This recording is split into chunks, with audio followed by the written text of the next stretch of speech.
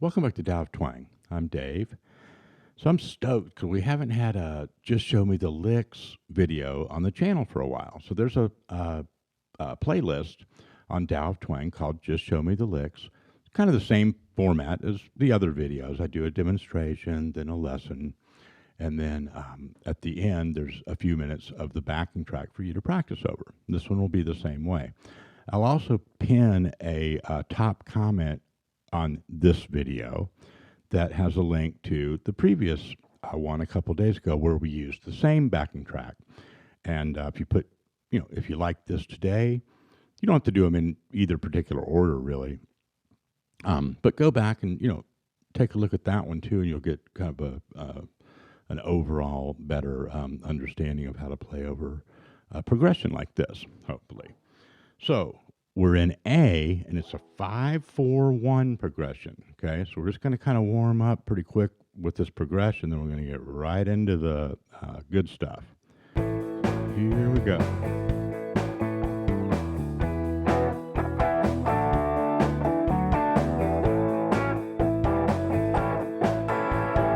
E, D, A.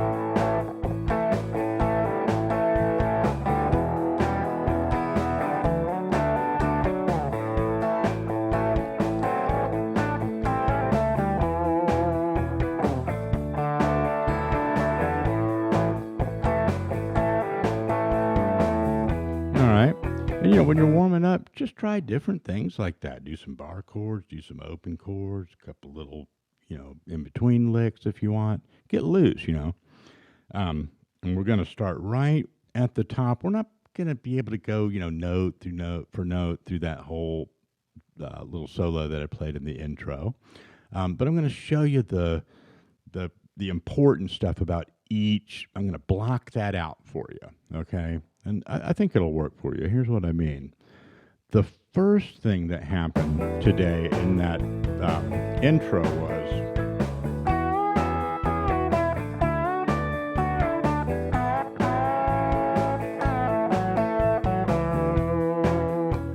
okay. Now, here's a good example. Don't worry so much about the few notes that maybe connected it to the next chord and so forth.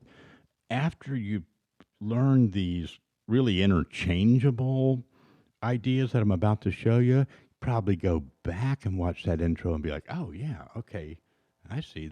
He's doing different versions of that one thing, and then kind of switch it over to the other one.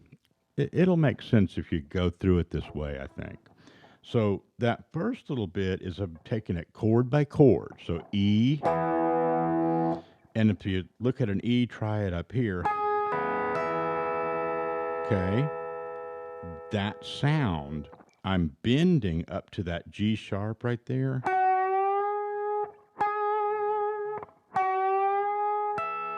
I'm skipping over it, so I'm bending up from the 11th fret of the G string. Full bend till it reaches that note. Then going up with my pinky while this one's still up there. And hitting that E. Then coming back down to the root down here. Not many notes, but a lot of great texture, right? Now, I say not a lot of notes, and it's not. So there's not a lot to memorize here in terms of note sequences with this stuff I'm showing you today. But, it's if you're not used to the physicality of these moves, then, it requires some practice and some patience, and work on them a little bit, and then go and do some other stuff. Make sure you have fun, right? Don't just hang out on the one thing that's irritating the heck out of you, and keep forcing it, right? So but things that are not hard to memorize, but they take a little time to get them under your fingers. That's all. So for the E, it's then 2 doors down. Hear how that goes with those chords?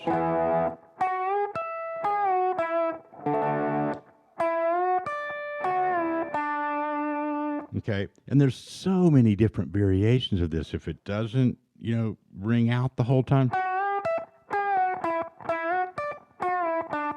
you're good, right? Don't kill yourself over every little nuance of it at first, right?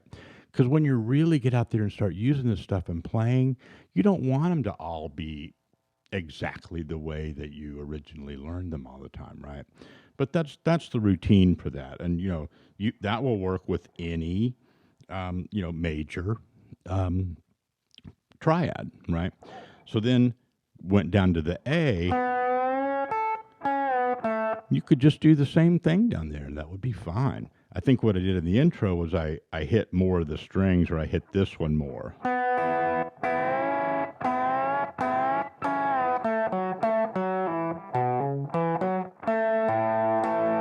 And again, I'm not sure exactly what the, following notes were and stuff. Don't get hung up on that as much as just be able to move those three positions around and do some version of that, and zeroing in on how far you bend that is kind of the first real challenge.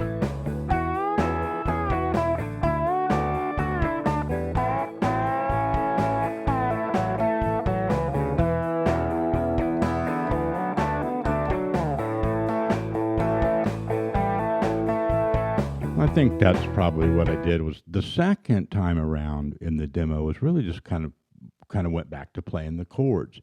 I like to do that a lot. A lot of times I'm the only guitarist in a live situation, right? But I also just like, even if there's a rhythm guitar, I like that interaction. I like just staying with the groove and checking in with the band all the time by comping chords and not just always, ripping more licks. So here's one more time on that idea, and then I'll show you some more stuff. Nope, I missed it, didn't I? That's the A. Here we go.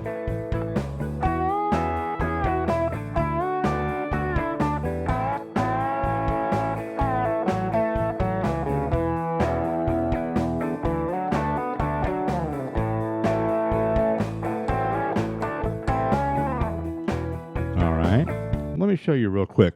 We really got into this in that other video a couple days ago. So I'm not going to spend a lot of time on it. We broke down that little sequence pretty much note for note. But here it is. We get down from the... I aim for that E, because when that goes back to the top of that progression, we're on E.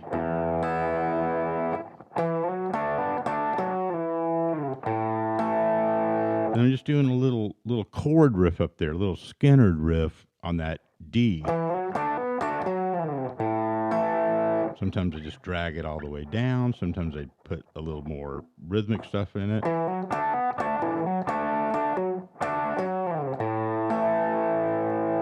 Okay, so you can play around with that. And like I said, there's some good stuff in that other video where we break down that move a little bit more. Then, let's see, what did I do? Oh, when I went back to the...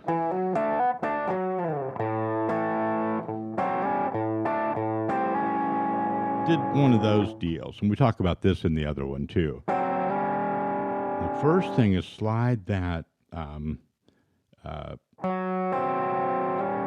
those two. Sounds weird when you just play those notes, doesn't it?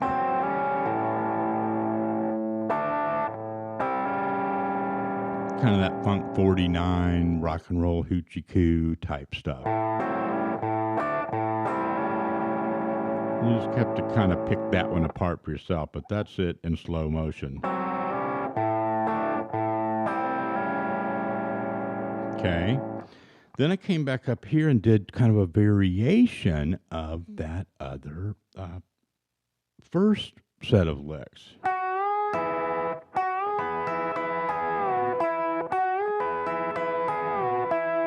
I think it was something like that. But this is a great example of, rather than getting hung up on, oh, how did he exactly do it? Do I hit that string? It's just the point of doing it both ways is that you can skip it, or you can hit both of them with your pinkies covering right here. That's for the E, right? Now, for the D, another thing you can do is just go right for that Chuck Berry. Let me slow that down. This is an important rock lick. You're always playing two strings. Okay, real slow.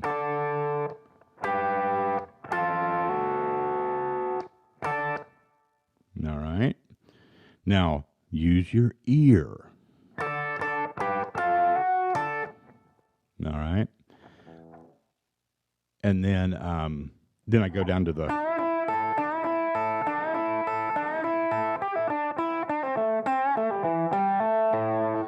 that sort of thing. So let me put the track on and let's kind of get caught up for a second. The track's going to be faster, so you're going to need to stop it to really rehearse these, right?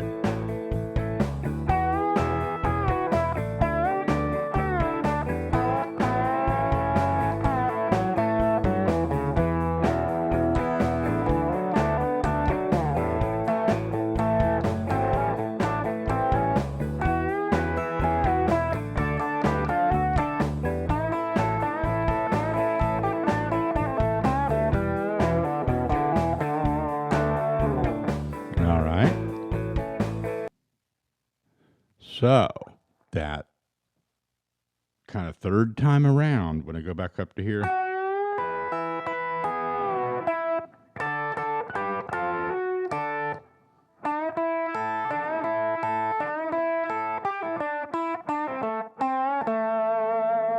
little bit of that crossroads stuff, right? And also the rock and roll licks, the Chuck Berry stuff.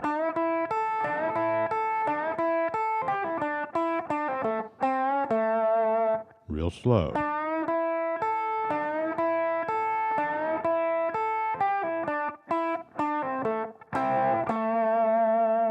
Doesn't have to be exactly like that, but that's the feel of it, right? And that's the mechanics of it. Of course, the main thing about that one is this. Now, what I like to do is bend that up. Doesn't have to be exact. Doesn't have to be exactly a full bend. You know, don't stress over that stuff. It's think of the licks like this as being the holistic version of it, not every little, aspect of it. At first, you can fine tune it. You know, you can go as far as you want on the detail later, but just be able to push that up. Then those two high strings barred just with that index finger. Or your pointer for some of our European twangers. And, that's a great one to just put the track on and just go for that.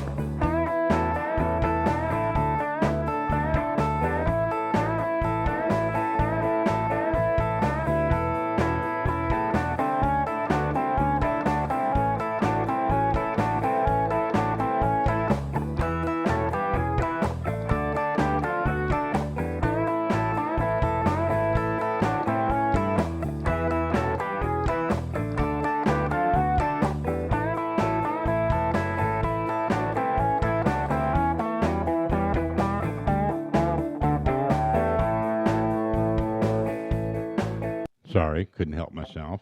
But right, that's fun. Now, that's hard to do if you're not used to that. And you're going to get tired fast. Move on and do something else. Come back later on that night or the next day. Do it some more. But do you notice how you could do this A minor pentatonic riff right there? It's really major or minor. It's just, it's because it's you're just ending up with a fifth and a root. Notice how that went over all the chords, right? And then, after I got into that, I went up and did some designated things, for the E.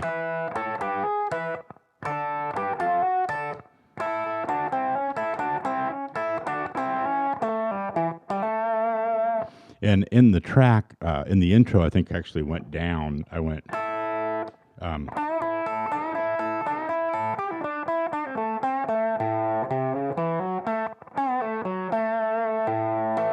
something like that. Some kind of, A major pentatonic, kind of boogie woogie.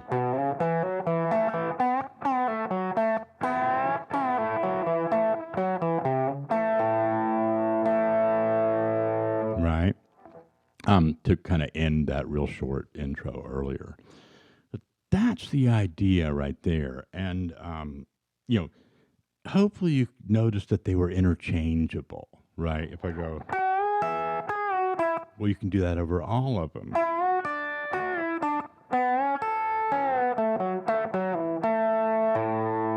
Right? Or,